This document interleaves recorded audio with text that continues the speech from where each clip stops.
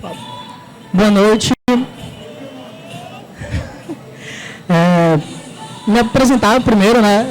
Me chamo Janderson Lira, eu sou engenheiro de Machine Learning no ITRIAD, mesmo lugar onde o Daniel, que apresentou antes de mim, já apresentou antes, trabalha. E hoje eu vim trazer um pouco sobre, em resumo, eu vim falar sobre as dores e os problemas que a gente enfrenta no dia a dia para quem trabalha com visão computacional dentro da área de P&D aqui no Polo Industrial de Manaus. Falando um pouco sobre mim, eu sou técnico em mecatrônica pelo Senai e engenheiro de computação pela UEA. Já trabalhei em alguns institutos aqui em Manaus, né, o IATECAM, RioSoft, o CIDIA e o ITRIAD. Estou na minha segunda passagem pelo ITRIAD. E, em resumo, esses institutos de pesquisa que eu citei, todos funcionam através da verba de P&D aqui em Manaus. Né? Essa notícia que foi extraída do G1, ela é de maio no caso, e ela aponta um faturamento de 26,9 bilhões de reais, e esse foi o melhor resultado que as empresas do distrito tiveram desde 2019. E algumas dessas empresas, como Arris, NCR, Transir, LG, Motorola, Nissan, Flex, Semp, Compal e Samsung, essas são algumas das empresas que utilizam as verbas de P&D no Polo Industrial de Manaus. E todas essas empresas aqui, não só essas, existem várias outras, mas essas são algumas das empresas que tiram um pouco do seu lucro para investir em pesquisa e desenvolvimento e conseguir ter alguns descontos de impostos que elas precisam pagar para o governo. Né? E tudo isso esses descontos se dão através da lei de informática. A lei de informática, ela tem um ciclo bem específico, mas que, em resumo, como funciona? As empresas do distrito que têm bens que estão relacionados à informática, então empresas que trabalham com produção de celulares, de computadores, de televisores e coisas relacionadas à tecnologia da informação e eletrônica também, elas têm o seu lucro anual. Em cima desse lucro, elas vão propor projetos que vão ser desenvolvidos por institutos ou instituições públicas e privadas. Esse dinheiro que elas vão pagar para esses institutos precisa ser comprovado que gerou ciência, que gerou produção científica, como artigos, que patrocinou mestrados, doutorados e etc. E isso tudo vai voltar para essa empresa como dedução fiscal. Então, essas empresas vão estar pagando para obterem alguma melhoria de processo e ainda assim vão ter descontos nos seus impostos que elas precisam pagar para o governo. Esse dinheiro alimenta hoje vários institutos e instituições, né? Como o IATECAM, RioSoft, ITRIAD, CIDIA. A maioria desses institutos são institutos privados. Mas existem algumas instituições, como por exemplo o Hub, o STEM, o Ocean, a UEA, e outras instituições dentro da UFAM também, que são institutos públicos, né, que estão relacionadas a instituições de ensino pública, como universidades, e Instituto Federal também, como o IFAM. E essas empresas, esses institutos, uma das linhas de trabalho que eles têm é a parte de visão computacional. Visão computacional é o processo de modelagem e replicação da visão humana usando software e hardware. Isso quer dizer que o ser humano é capaz de identificar os outros através da face, é capaz de ler placas, ler sinalizações e interpretar vários sinais visuais. E a visão computacional visa fazer com que o computador também seja capaz de identificar esses mesmos dados e obter as mesmas informações que o ser humano. E existem algumas características que precisam ser consideradas quando a gente fala de visão computacional, né? O problema a ser analisado, uma coisa é você identificar faces, outra coisa é você identificar placas, outra coisa totalmente diferente é você identificar falhas em processos produtivos, né? Desde o processo de impressão do rótulo de uma garrafa até o processo de inspeção visual de uma placa de circuito impresso. A placa do celular, a placa de uma TV, elas podem ser inspecionadas a partir de visão computacional. O ambiente de fábrica, os dados que são utilizados, o tempo de treinamento, quando se utiliza a inteligência artificial, é preciso considerar o tempo de treinamento, os recursos de hardware disponível. A maioria das vezes que a gente escuta falar de inteligência artificial, a gente pensa em supercomputadores, Mas nas fábricas, quem já teve contato com alguma fábrica do distrito sabe que no posto aonde o operador está trabalhando tem um notebook super antigo, às vezes com Windows XP, e a gente precisa fazer funcionar um sistema nesse tipo de computador. Quando a gente desenvolve os sistemas de IA, a gente pensa como o desenvolvedor, como o engenheiro, como o cientista, mas o engenheiro lá na produção, que pode ser engenheiro mecânico, engenheiro eletricista, engenheiro de produção, precisa conseguir fazer com que esse sistema funcione. Então, a manutenção por parte do usuário na fábrica é muito importante também. E a gente precisa diferenciar a visão computacional de processamento digital de imagem. A visão computacional é a replicação da visão humana usando inteligência artificial. E o processamento digital de imagem é quando eu tenho uma imagem propriamente dita e eu vou trabalhar nessa imagem através dos números que estão ali dentro. Às vezes, quando a gente está mexendo no editor de imagens do celular, a gente arrasta aquela barrinha de foco, arrasta aquela barrinha para embaçar algumas partes da imagem.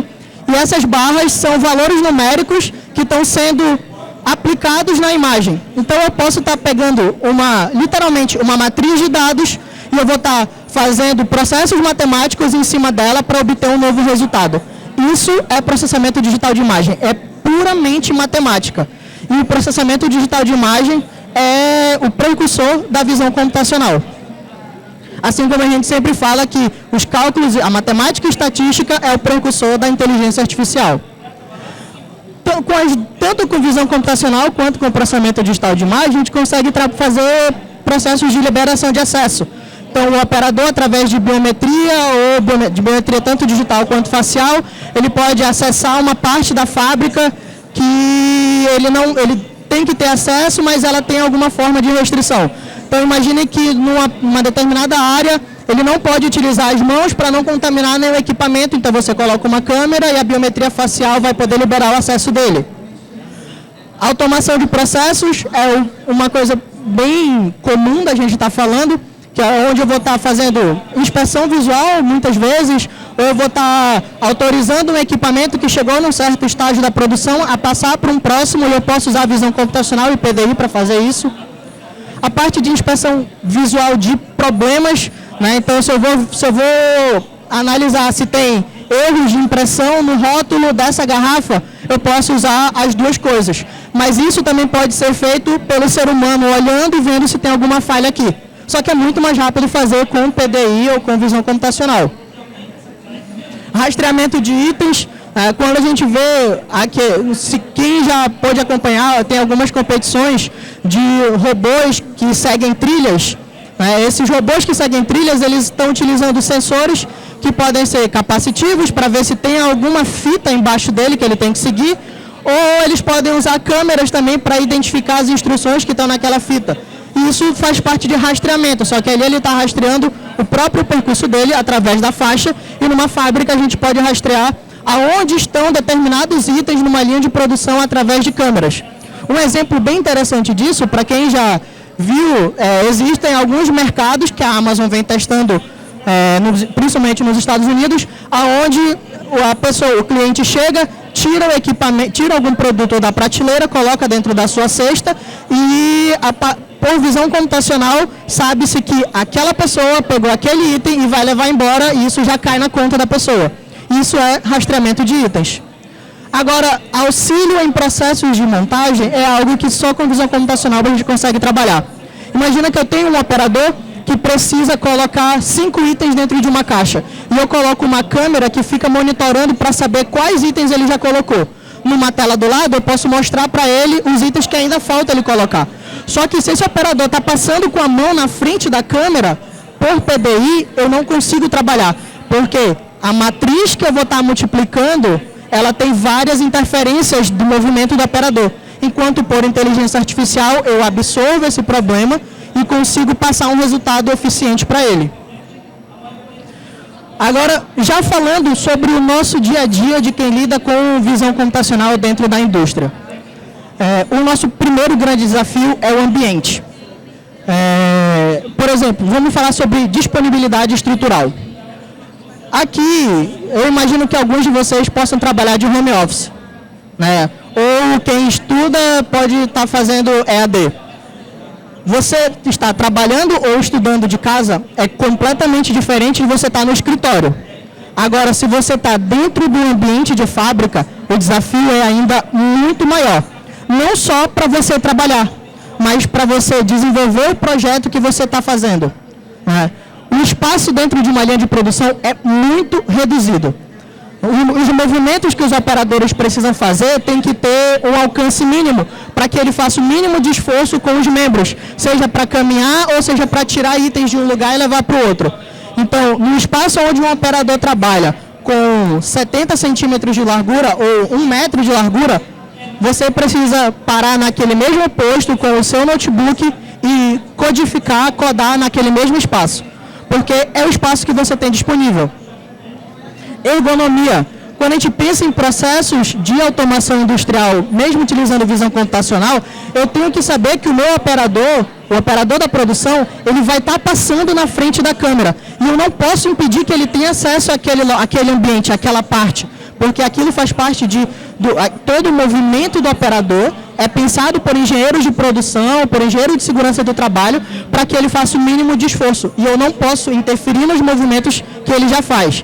Então, imagina eu ter que pensar num processo de inspeção de imagem, aonde eu não posso interagir com o operador, porque eu sei que fazendo uma interação a mais, ele vai ter um movimento a mais que fazer. Imaginem que o operador vai ter que utilizar o mouse para clicar na minha tela.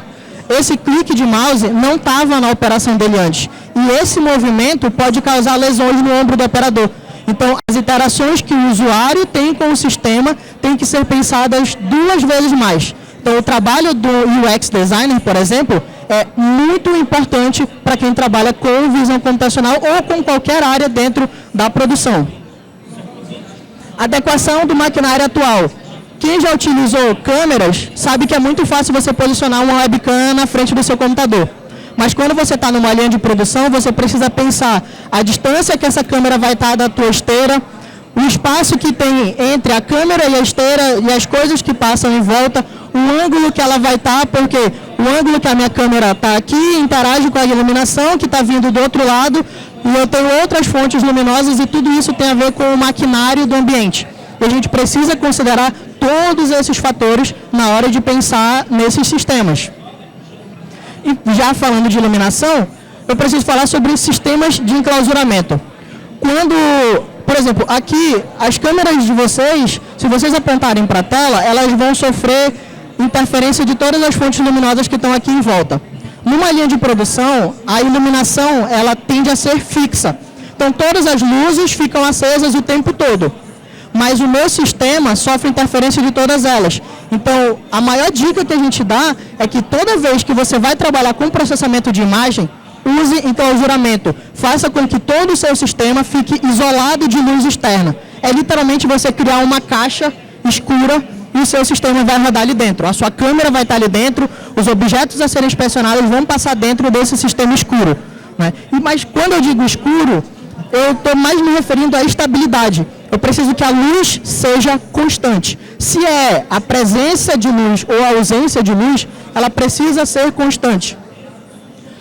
Quando eu uso, como o Daniel falou anteriormente, quando eu uso o ChatGPT para me falar sobre algum tópico, ele vai se adaptar aos dados que estão entrando. Ele aprende constantemente. Mas numa fábrica, eu não posso ter essa variante. O meu sistema não aprende constantemente, então ele não consegue se adaptar às variações de luz. Mesmo que eu treine ele para variações de luz, eu preciso ter esse controle. Eu preciso ter uma estabilidade. A interferência de luz externa, como eu já citei anteriormente, e a disponibilidade. Eu preciso de luz para capturar qualquer tipo de imagem. Seja ela uma luz numa fração mínima de segundos e numa potência muito alta, ou uma iluminação constante. E muitas vezes eu tenho iluminação especial. Quem lembra do caso daquele vestido que ficava posicionado e quando tinha luz de um lado, luz do outro, o vestido mudava de cor? Isso são efeitos que um determinado material tem, baseado na luz que incide sobre ele, né? Aqui, como a luz é branca, provavelmente vocês estão vendo realmente a minha camisa preta, mas se a luz fosse amarela, a minha camisa estaria com um tom mais esverdeado. E isso tem relação direta com a forma como os materiais reagem à iluminação. Então, às vezes a gente precisa ter uma determinada iluminação específica para evidenciar alguma característica que eu preciso. O segundo desafio que a gente tem é a parte de tecnologia. Quando usar aprendizado de máquina, quando usar processamento digital de imagem. Se o meu ambiente, se eu posso ter um ambiente constante, eu vou usar processamento digital de imagem, porque a matemática é mais assertiva do que as probabilidades que o aprendizado de máquina necessita. Os meus dados, eu tenho uma grande quantidade de dados, às vezes a fábrica quer que você analise um processo que ela não analisava antes. Como que eu vou treinar uma IA sem ter dados? Não tem como fazer isso. Então, saber se tem dados anteriormente é importante para que eu possa decidir qual das duas abordagens adotar. O objeto que eu vou estar inspecionando, se o meu objeto tem uma forma constante, eu posso utilizar tanto o Machine Learning quanto o PDI. Agora, se eu tenho uma caixa que tem vários itens soltos e eles mudam de posição constantemente, e eu não tenho como amarrar essas posições, eu vou usar o Machine Learning, porque ela vai se adaptar às diferentes posições que esse objeto pode ter. O tempo que eu tenho para desenvolver o projeto e o tempo que eu tenho de funcionamento. Processos produtivos têm variação muito grande. Eu tenho processos que eu tenho 1 minuto para inspecionar um equipamento, e eu tenho processos que eu tenho 500 milissegundos para fazer a inspeção. Então, isso interfere na forma como eu vou estar fazendo isso. Porque se eu tenho um computador, se eu tenho uma linguagem de programação muito lenta, se eu vou usar Python para resolver o problema, eu tenho que saber que o meu tempo não pode ser muito baixo. Porque Python você desenvolve muito rápido, mas ele demora mais para processar. Agora, se o meu tempo precisa ser realmente muito curto, eu vou usar C++, que tem as bibliotecas de visão computacional e de processamento digital de imagem, e é muito mais rápido na hora de dar uma resposta. As restrições tecnológicas. Linguagem de programação nem sempre é o problema. Às vezes, o ambiente onde você precisa colocar o seu projeto é o problema. Nem toda empresa você vai conseguir colocar uma imagem Docker para rodar com a sua solução.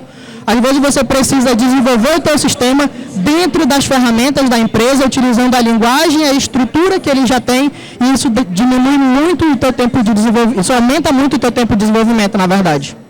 O hardware disponível, eu citei anteriormente essa questão do computador, e ele é um dos maiores exemplos mesmo. Se eu tenho que rodar uma aplicação dentro da produção, imagine que eu vou ter que pegar o meu sistema de analisar rótulos de garrafa e colocar em 20 postos na produção. Eu não posso estipular que a fábrica vai ter um supercomputador de 50 mil reais para colocar cada um em 20 postos diferentes. Então eu preciso, às vezes, eu tenho uma solução que eu resolvo da melhor forma com um computador de 50 mil reais, mas eu preciso replicar ela 20 vezes e eu vou ter que usar uma Raspberry de 500 reais. Então, esse hardware disponível tem que ser levado em consideração. E o valor do projeto. Às vezes eu tenho milhares de reais e às vezes eu tenho algumas centenas de reais para comprar os meus equipamentos para validar as minhas ideias. Saber se eu vou ter automação mecânica ou não é um problema também. Isso tem a ver com a elegibilidade, Tá software ali, mas é a parte de elegibilidade. Elegibilidade, o que eu quero dizer com isso? Todas as vezes que a gente desenvolve um projeto de PDI, de P&D, na verdade, pesquisa e desenvolvimento, tem que ter alguma coisa nova, para poder fazer com que o governo entenda que realmente teve inovação e pague a fábrica, e a fábrica pague você. Se não tem inovação, você precisa ter algo que possa remeter a isso. Então, a gente pode inovar com automação industrial ou a gente pode inovar com software. E isso implica nas soluções de prateleira. Hoje, assim como o ChatGPT é uma IA e você pode ter todo um esforço seu para criar um ChatGPT próprio, você também pode usar um ChatGPT pronto. Visão computacional é a mesma coisa, você pode fazer uma solução sua ou você pode usar uma solução que já está pronta e já tem vários anos que as empresas fazem isso. Só que isso não é inovação e você precisa justificar o seu projeto de alguma forma. Os equipamentos que a gente precisa usar. Uma webcam que a gente usa convencionalmente em casa, ela pode resolver o nosso problema. Mas às vezes é preciso usar câmeras industriais, que tem uma robustez muito grande, que tem lentes específicas para capturar formas de onda específica e elas conseguem se adaptar exatamente àquele ambiente. Só que uma câmera, uma webcam de casa, se você está sentado na frente do computador, você consegue ver que ela tem um foco automático. Câmeras industriais não tem isso. Você precisa garantir que ela esteja sempre na mesma posição. E eu tenho algumas soluções de prateleira que resolvem todos os nossos problemas, que precisam ser casadas com a parte de inovação.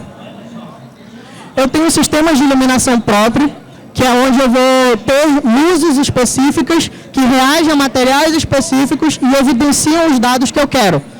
Então eu posso ter espectros de luz que vão incidir luz ultravioleta ou luz infravermelha em cima de uma superfície e isso faz com que eu consiga ter as informações que eu preciso daquele material para poder inspecionar. E às vezes eu preciso usar alguns filtros mecânicos, que eles vão isolar alguma luz para mim. Então eu posso ter um filtro que ignora a luz branca e aí toda a iluminação da fábrica para de interferir no meu sistema. Ou eu posso ter um filtro que só aceita a luz vermelha, eu coloco uma luz vermelha em cima do equipamento e nada mais vai interferir nele em questão de iluminação. E o terceiro desafio que a gente pode falar é da parte dos dados, né? O tamanho dos equipamentos que eu vou avaliar interferem, o material que eles são compostos interfere em como eles vão reagir à luz, a coloração do equipamento, a repetibilidade. Se eu tenho um problema de impressão de rótulo de garrafa, eu preciso que esse problema se repita para poder resolver.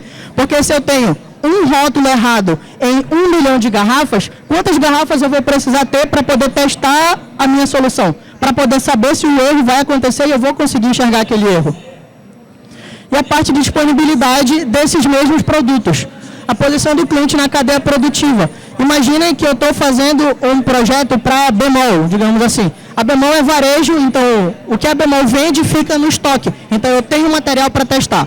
Mas se eu estou desenvolvendo um projeto para uma fábrica do distrito que produz uma placa e ela manda essa placa para São Paulo, essa placa não vai ficar aqui, eles não vão ter estoque. E eu preciso garantir que o meu sistema funcione tendo o mínimo de repetição, o mínimo de dados possível.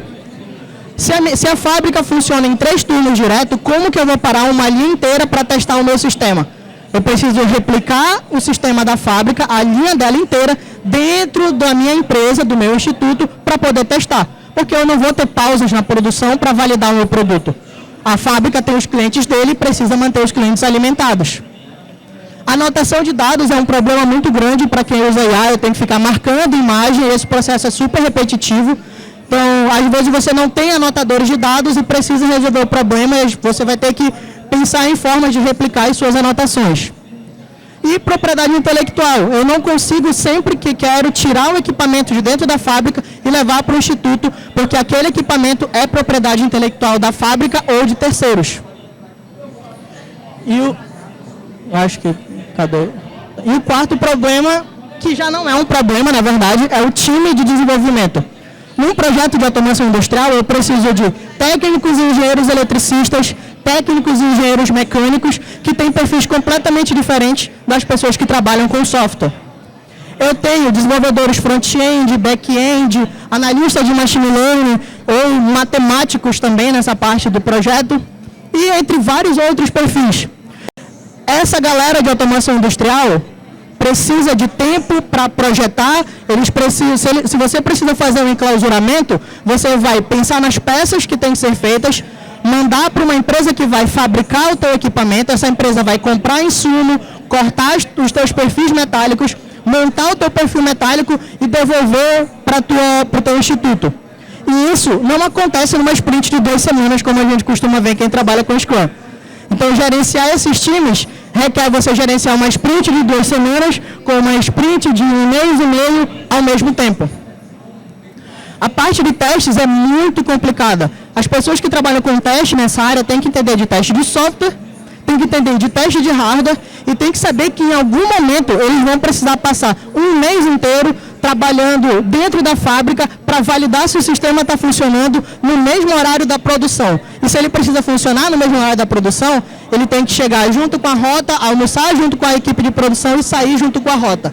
Homologação, principalmente para a parte de teste, é exaustivo demais. E quando a gente fala de negócios, nós temos o UI UX Designer, que é de suma importância para toda essa parte, porque convencer alguém da indústria que você precisa ter uma tela bonitinha, porque aquilo vai fazer com que o teu operador entenda melhor como fazer, é muito difícil. Para quem já teve acesso à linha de produção, as telas de fábrica antigamente eram feitas exclusivamente por engenheiros eletricistas. Então era tudo cinza, com 500 botões numa mesma tela e não tinha nada de UX, nem muito menos UI. E hoje a gente precisa disso para que o operador consiga trabalhar.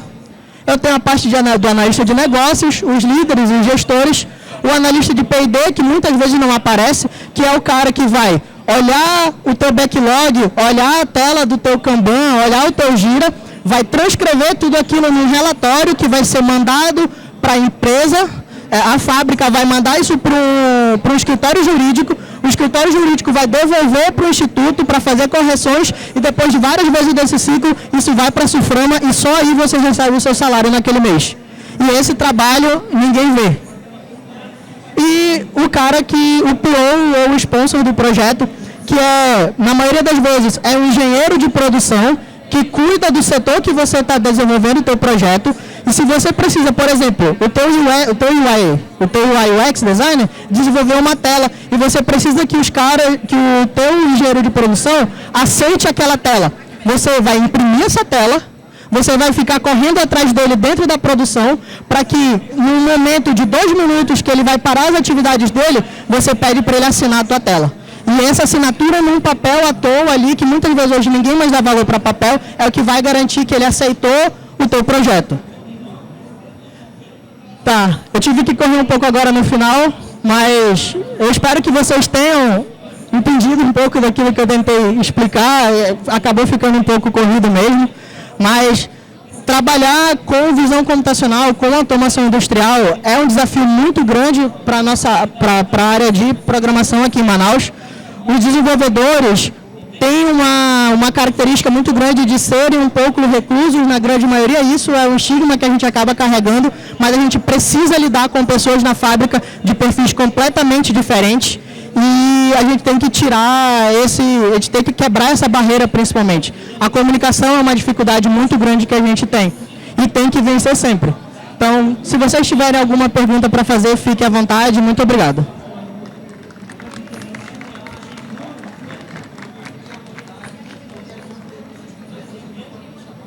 Perguntas? Acho que não. Aqui.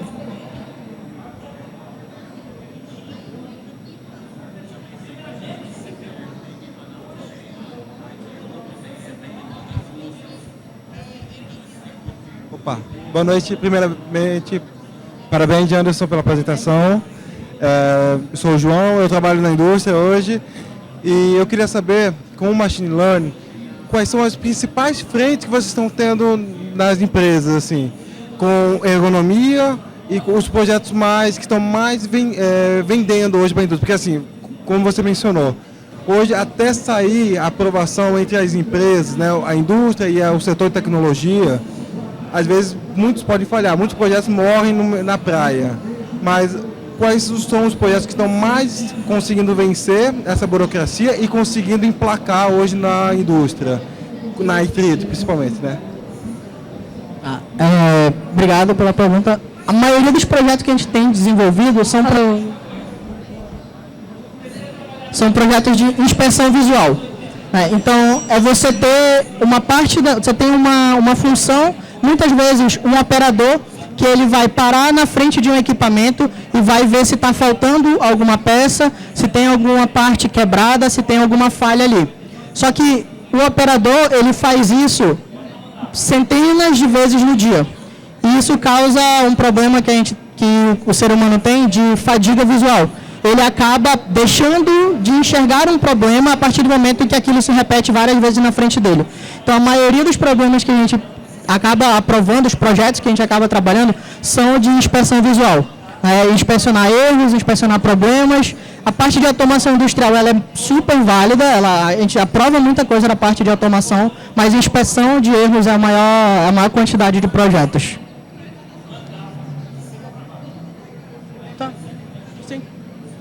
Tá. Mais alguma pergunta?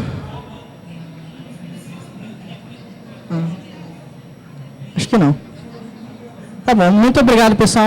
Ali, lá atrás. Alô. Opa, boa noite. Eu queria só saber um pouco, não sei se você pode falar, mas quais são as principais soluções que vocês desenvolvem lá na iTriad? Tá. O iTriad hoje ele tem uma carteira bem vasta de projetos, né? A quantidade de clientes é bem grande, então nós temos projetos de software, desde sistema de gerenciamento de chamadas, por exemplo, né? E você vai abrir ordens de serviço, vão ser processadas e vai ter um resultado. Projetos de previsão de problemas dentro de uma cadeia produtiva. Aí a gente vai usar a inteligência artificial para fazer previsões nas cadeias produtivas. Projetos de automação industrial, né, desde garantir que um determinado item fique um tempo específico numa geladeira, por exemplo. Eu tenho produtos químicos que precisam de tempo de resfriamento. E usando automação industrial e processamento de imagem, eu vou garantir que aqueles itens fiquem o tempo correto dentro da geladeira para não dar nenhum problema na cadeia produtiva. E eu tenho também projetos na parte de software voltado só para inteligência artificial, como desenvolvimento de babás eletrônicas, né? É uma parte de inteligência artificial que a gente precisa trabalhar. E a parte de pagamentos, né? Nós temos alguns clientes que são voltados para pagamentos e a gente acaba desenvolvendo tanto a parte eletrônica quanto a parte de software desses sistemas de pagamento. Mais alguma? Oi, obrigada pela palestra. Quando a gente fala de pessoas que trabalham com visão computacional, quais seriam as habilidades técnicas que a pessoa precisaria ter para trabalhar na área? Tá. Primeiro, é preciso começar pela base, que é a matemática. Então, antes de ir para a visão computacional, eu preciso passar pelo processamento digital de imagem. Eu preciso estudar como é o processo de formação da imagem, como as câmeras capturam as imagens, como os materiais reagem à iluminação diferente. Eu preciso estudar a parte matemática mesmo, multiplicação matricial, aplicação de transformadas nas matrizes, isso tudo para poder entender a parte de processamento de imagem. Depois disso, a gente vai para a parte de machine learning, então é preciso estudar aprendizado supervisionado, aprendizado não supervisionado, as técnicas os tipos diferentes de machine learning, né, como usar SVM, usar redes neurais, usar random forest e outros tipos. E na hora de juntar tudo, eu vou precisar estudar as bibliotecas. Eu vou precisar estudar TensorFlow, estudar Keras, PyTorch, OpenCV. Então, quem quer trabalhar com essa parte de processamento de imagem precisa aprender o OpenCV. Mesmo que você queira só utilizar Machine Learning, você vai precisar ler uma imagem e aplicar alguma leitura específica, alguma coloração específica. Então, o OpenCV é a base de quem vai trabalhar com isso. Então, tá bom, pessoal. Muito obrigado. Eu espero que vocês possam ter aproveitado a palestra. Qualquer coisa, os meus contatos estão aqui e vocês podem aproveitar o restante do evento. Obrigado.